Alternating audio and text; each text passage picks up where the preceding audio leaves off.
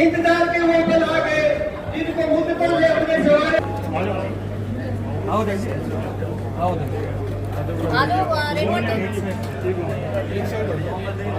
थोड़ा साइड हो जी इना आओ जी आओ जी पठान जी आओ जी पठान जी आओ जी आजो आजो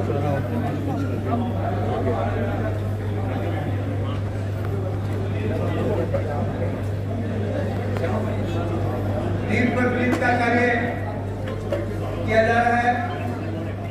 भगत शिरोमणि जी के दीप प्रज्वलित करके इस कार्य का शुभारंभ किया जा रहा है। दोनों अध्यक्ष आओ जी आओ जी। आज हम बड़े सौभाग्यशाली है कि हम भगत शिरोमणि इधर से खींचोगे क्या आप इधर से ऐसे ही आएंगे आप थोड़ा सा बना रहे हैं। पीछे ले पीछे मैं भूपेंद्र खट्टर जी जैसे निवेदन लोगों को स्टेज पे आके हाथ मिलाए। कपिल बाबू भी अपना कार्य तो है, अमर जी अपना कार्य बखूबी संभालते रहे।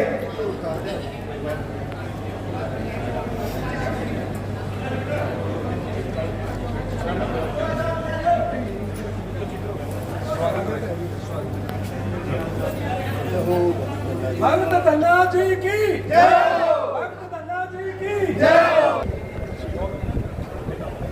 भगत धन्ना भगत की भगत धन्ना भगत की।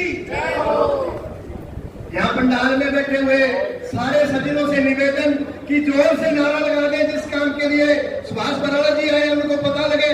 बोलो भगत धन्ना जी की, बोलो भगत धन्ना जी की। तारीफ शब्दों से करता हूँ आपकी, मेरे पास अल्फाज नहीं, चमके हुए सूरज है आप, किसी परिचय के मोहताज नहीं। आज के हमारे मेहमान हमारे बीच में पधार चुके हैं।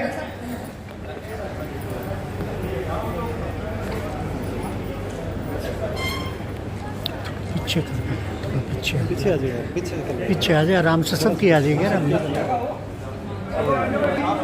सदन कुलनिया जी और बिमला जी के भाई सुभाष जी बराला जी का पगड़ी पहना के स्वागत करेंगे।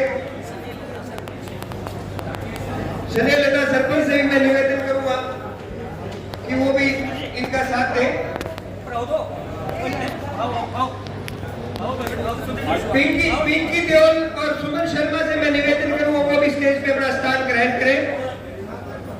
एंकरिंग का काम मुझे थोड़ा नया दिया गया, इसलिए कहीं थोड़ी गलती हो सकती है। संजीव टंडन जी से मैं निवेदन करूंगा वो भी अपना स्थान स्टेज पे ग्रहण करें। एक ताली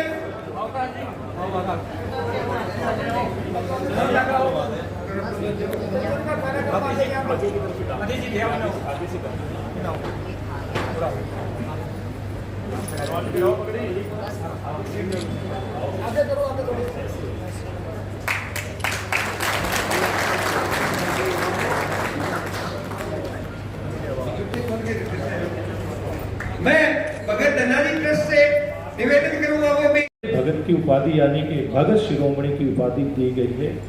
उनकी भक्ति की प्रकाष्ठा की कहानियां बहुत सारी सुनने को मिलती हैं, लेकिन उन्होंने अपने कर्म से भी करके दिखाया और हम लोग देखते हैं कि कैसे धुआं कला में उसी स्थान के ऊपर, एक स्थान के ऊपर मंदिर भी है और एक स्थान के ऊपर गुरुद्वारा भी है। भाईचारे की इससे बड़ी मिसाल हो नहीं सकती। और धन्ना भगत जी की रचना इस प्रकार की थी। पंचम गुरु तो सिख परंपरा के 5वें गुरु अर्जन देव जी हैं। उन्होंने गुरु ग्रंथ साहिब में धन्ना भगत जी के बारे में बहुत कुछ लिखा है। जो पढ़ते हैं, समझते हैं, वो इस बात को जानते हैं। और जैसे राही जी बता रहे थे कि उनका आरता भी गाया जाता है। गुरुद्वारा साहब के अंदर जो आरता होता है, यानी कि इतने महान संत थे जिनको गुरु ग्रंथ साहब के अंदर भी स्थान मिला है, गुरुद्वारा साहिब में भी जिनका आरता गाया जाता है। तो ऐसे महान संत की जयंती मनाने जा रहे हैं। तो आज समाज के लिए जरूरत है, हम केवल किसी एक प्रोग्राम को वहां मना करके या जयंती को मना करके छोड़ देंगे, उससे हमारा कार्यक्रम मनाना सार्थक नहीं होगा। हम लोग जिस प्रकार से भक्ति की प्रकाष्ठा की मिसाल उन्होंने स्थापित की थी, जिस प्रकार से भाईचारे की मिसाल स्थापित हुई, उसी प्रकार से आज हम इस बात का संकल्प लें कि समाज के अंदर कैसे समरसता स्थापित हो, इस बात का प्रयास हम सब लोग मिल करके इस धन्ना भगत जी की जयंती के माध्यम से करेंगे।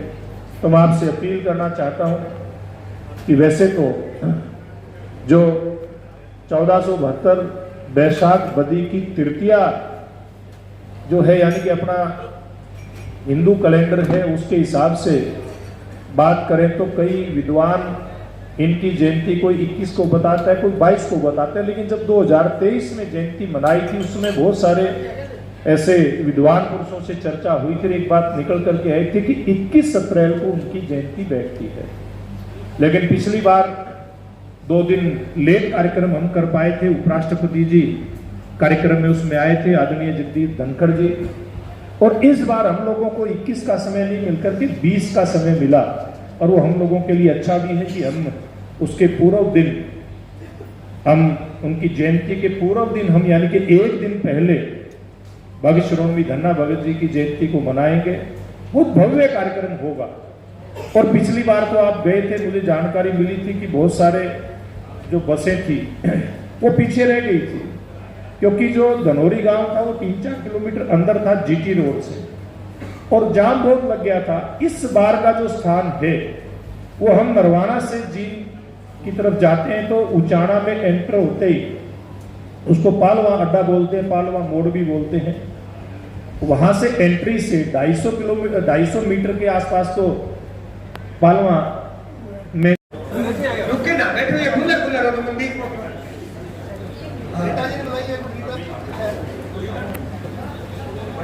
सूरजबान जी ताड़क साहब के अध्यक्ष हमारे बीच में पधारे, उनका भी हम बहुत बहुत स्वागत और अभिनंदन करते हैं।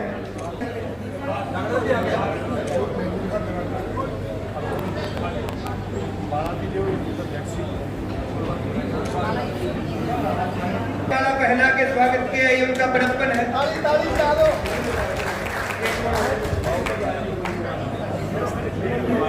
मैं रविंद्र जी से भी निवेदन करूंगा, वो भी माला पहना के प्रधान जी का स्वागत करें।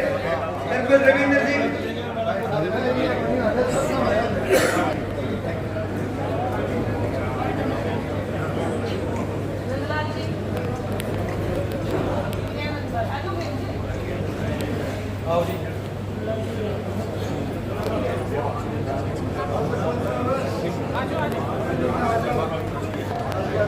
हम नंदलाल जी का भी यहाँ पहुंचने में बहुत बहुत हार्दिक अभिनंदन करते हैं। मैं नंदलाल जी से निवेदन करूंगा, वो भी लाला जी को माला पहनाकर स्वागत करें। मैं मंच पे बैठ विराजमान सभी सदस्यों से निवेदन करूंगा कि वो अपना अपना स्थान ग्रहण करें। अभी मैं निवेदन करूंगा,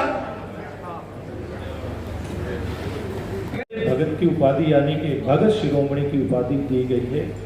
उनकी भक्ति की प्रकाष्ठा की कहानियां बहुत सारी सुनने को मिलती हैं, लेकिन उन्होंने अपने कर्म से भी करके दिखाया और हम लोग देखते हैं कि कैसे धुआं कला में उसी स्थान के ऊपर, एक स्थान के ऊपर मंदिर भी है और एक स्थान के ऊपर गुरुद्वारा भी है। भाईचारे की इससे बड़ी मिसाल हो नहीं सकती। और धन्ना भगत जी की रचना इस प्रकार की थी। पंचम गुरु तो सिख परंपरा के 5वें गुरु अर्जन देव जी हैं। उन्होंने गुरु ग्रंथ साहिब में धन्ना भगत जी के बारे में बहुत कुछ लिखा है। जो पढ़ते हैं, समझते हैं, वो इस बात को जानते हैं। और जैसे राही जी बता रहे थे कि उनका आरता भी गाया जाता है गुरुद्वारा साहब के अंदर, जो आरता होता है। यानी कि इतने महान संत थे जिनको गुरु ग्रंथ साहब के अंदर भी स्थान मिला है, गुरुद्वारा साहिब में भी जिनका आरता गाया जाता है। तो ऐसे महान संत की जयंती हम मनाने जा रहे हैं। तो आज समाज के लिए जरूरत है, हम केवल किसी एक प्रोग्राम को वहां मना करके या जयंती को मना करके छोड़ देंगे, उससे हमारा कार्यक्रम मनाना सार्थक नहीं होगा। हम लोग जिस प्रकार से भक्ति की प्रकाष्ठा की मिसाल उन्होंने स्थापित की थी, जिस प्रकार से भाईचारे की मिसाल स्थापित हुई, उसी प्रकार से आज हम इस बात का संकल्प लें कि समाज के अंदर कैसे समरसता स्थापित हो, इस बात का प्रयास हम सब लोग मिल करके इस धन्ना भगत जी की जयंती के माध्यम से करेंगे। तो मैं आपसे अपील करना चाहता हूं कि वैसे तो जो 1472 बैसाख बदी की तृतीया जो है, यानी कि अपना हिंदू कैलेंडर है, उसके हिसाब से बात करें तो कई विद्वान इनकी जयंती कोई 21 को बताता है, कोई 22 को बताता है। लेकिन जब 2023 में जयंती मनाई थी, उसमें बहुत सारे ऐसे विद्वान पुरुषों से चर्चा हुई, फिर एक बात निकल करके आई थी कि 21 अप्रैल को उनकी जयंती बैठती है। लेकिन पिछली बार 2 दिन लेट कार्यक्रम हम कर पाए थे। उपराष्ट्रपति जी कार्यक्रम में उसमें आए थे, आदरणीय जगदीप धनखड़ जी। और इस बार हम लोगों को 21 का समय नहीं मिलकर के 20 का समय मिला, और वो हम लोगों के लिए अच्छा भी है कि हम उसके पूर्व दिन, हम उनकी जयंती के पूर्व दिन हम यानी कि एक दिन पहले भगत श्रोमणी धन्ना भगत जी की जयंती को मनाएंगे। बहुत भव्य कार्यक्रम होगा। और पिछली बार तो आप गए थे, मुझे जानकारी मिली थी कि बहुत सारे जो बसें थी वो पीछे रह गई थी, क्योंकि जो धनौरी गांव था वो 3-4 किलोमीटर अंदर था जीटी रोड से, और जाम बहुत लग गया था। इस बार का जो स्थान है वो हम नरवाना से जींद की तरफ जाते हैं तो उचाना में एंटर होते ही उसको पालवा अड्डा बोलते हैं, पालवा मोड़ भी बोलते हैं। वहां से एंट्री से 250 मीटर के आसपास तो पालवा में धन्ना भगत जी की जयंती तो इस सरकार ने संत महात्माओं की जयंतियों को सरकारी स्तर पे मनाने का जो सिलसिला शुरू किया था, उसी सिलसिले को आगे बढ़ाते हुए इस बार ये जयंती जिला जींद के पालवा में जिस खाप का मुख्यालय है सर्वजातीय धारण खाप, उसके आग्रह पर ये जींद जिला के पालवा में या उचाना में कहीं होने वाली है। अभी पिछले महीने की बात है, धारण खाप के कुछ पदाधिकारी मेरे से मिले थे, चर्चा हुई थी। इनकी बड़ी अच्छी सोच थी कि समाज के लिए कुछ किया जाए। इनका बहुत बड़ा वहाँ चबूतरा है, बहुत बड़ा भवन है पालवा गांव में, बिल्कुल जो नरवाना से हम जींद दिल्ली जाते हैं रोड से बिल्कुल 250 मीटर मुश्किल से है। वहाँ पर बहुत सुंदर भवन इन्होंने बनाया है। तो इनकी योजना थी कि इस भवन के अंदर हम बच्चों की शिक्षा के लिए आधुनिक लाइब्रेरी का निर्माण करें।